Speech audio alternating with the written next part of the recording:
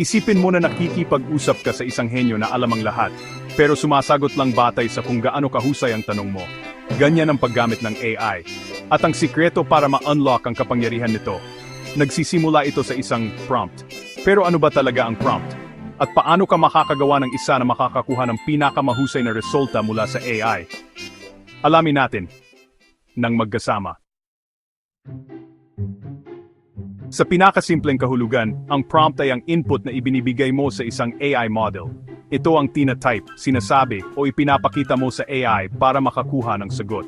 Isipin mo ito bilang isang search query, isang command, o isang panimula ng usapan. Tulad ng pagtatanong mo sa isang tao, ang paraan ng pagkakabuo mo ng tanong ay maaring magpabago sa sagot.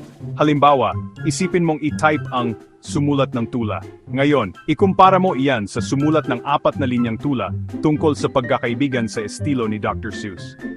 Ang pangalawa ay nagbibigay ng mas maraming konteksto, at bilang resulta, ang AI ay nagbibigay sa iyo ng isang bagay na mas tiyak at kapaki-pakinabang.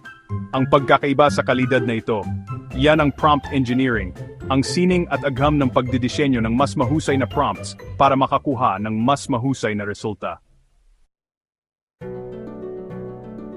Bakit napakahalaga ng prompting? Dahil ang AI ay hindi nakakabasa ng isip. Ito ay isang pattern recognizer. Hindi nito hinuhulaan ang gusto mo, sumasagot ito sa sinasabi mo. Masamang prompt, masamang output. Mahusay na prompt, nagaganap ang mahika. Subukan natin ang isang halimbawa. Prompt 1, sabihin mo sa akin ang tungkol sa World War II. Prompt 2, ipaliwanag ang World War II sa simpleng salita para sa isang 12 taong gulang sa 5 maikling bullet points. Alin sa tingin mo ang nagbibigay ng mas malinaw, mas organisadong sagot? Tama. Prompt 2. Kaya mas mahusay ka sa prompting, mas nagiging mahusay ang AI, tulad ng salamin na nagpapakita ng kalinawan ng iyong isip. Talakayin natin ang mga elemento ng isang mahusay na prompt. Kalinawan, maging tiyak, huwag sabihing tulungan mo ako. Sabihing buod ang artikulong ito sa 3 pangungusap. Konteksto, magbigay ng background info. Sino ang audience? Ano ang layunin? Mga paghihigpit, magdagdag ng mga limitasyon o istruktura. Gusto mo ba ng isang daang salita? Isang formal na tono? Isang talahanayan? Mga halimbawa, ipakita sa AI ang gusto mo. Magbigay ng sample input-output pair. Tono at estilo hilingin na tumugma sa isang boses, tulad ng friendly professional o sa Shakespearean English. Narito ang isang kumpletong prompt gamit ang lahat ng 5. Magpanggap na ikaw ay isang HR manager na sumusulat ng welcome email sa isang bagong empleyado. Gumamit ng friendly na tono. Panatilihin itong mas mababa sa 150 salita. Banggitin ang schedule ng unang araw. Tapusin sa isang imbitasyon na makipag-ugnayan. Sabihin ito sa ChatGPT unmanned daring bagkatspyo. Hindi lahat ng prompts ay tanong. Ang mga prompt ay maaring commands, tulad ng buod ang PDF na ito, o maari silang maging dialogues, tulad ng mag-roleplay tayo. Ikaw ay doktor, ako ay pasyente. Mayroon ding mga role-based prompts, halimbawa, kumilos bilang isang abogado na nagpapaliwanag ng aking mga karapatan. Minsan mayroong zero-shot approach, walang halimbawa, isang gawain lang. Ang few-shot prompting sa kabilang banda ay nagbibigay ng ilang halimbawa sa AI. Tapos may chain of thought, kung saan hinihiling mo sa AI na ipakita ang pag-iisip nito ng paunti-unti. Tingnan natin ang isa pang halimbawa. Ang zero shot ay maaring isalin ang pangungusap na ito sa Espanyol. Sa few shot, maari mong sabihin isalin ang sumusunod, hello equals hola. Thank you equals gracias. How are you equals como estas? Ngayon isalin, magandang umaga. Ang pangalawang bersyon ay nagbibigay ng pattern at sinusunod ito ng AI. Maaring hindi mo namamalayan, pero ang mga prompt ay nasa lahat ng dako na ngayon.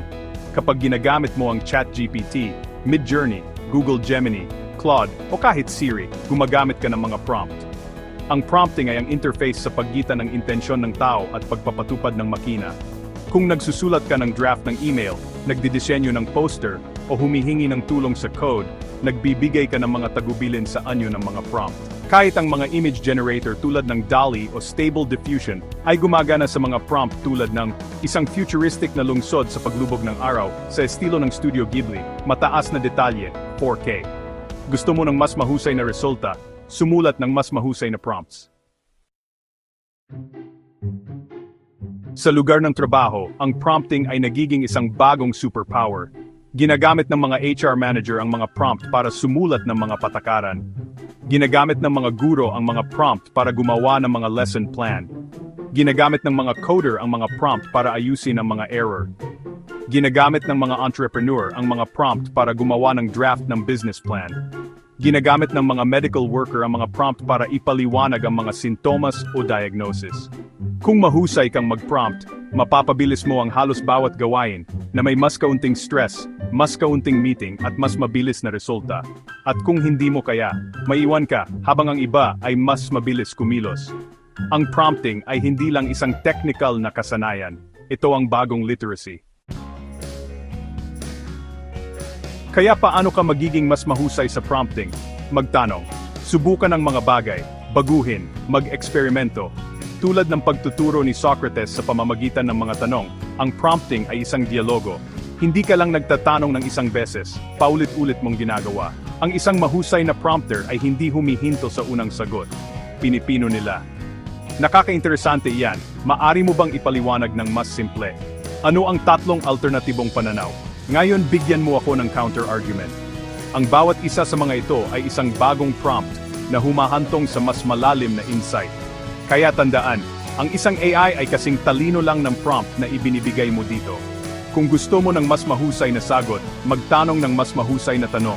At kung gusto mong mangguna sa panahon ng AI, matuto kang mag-prompt tulad ng isang pro.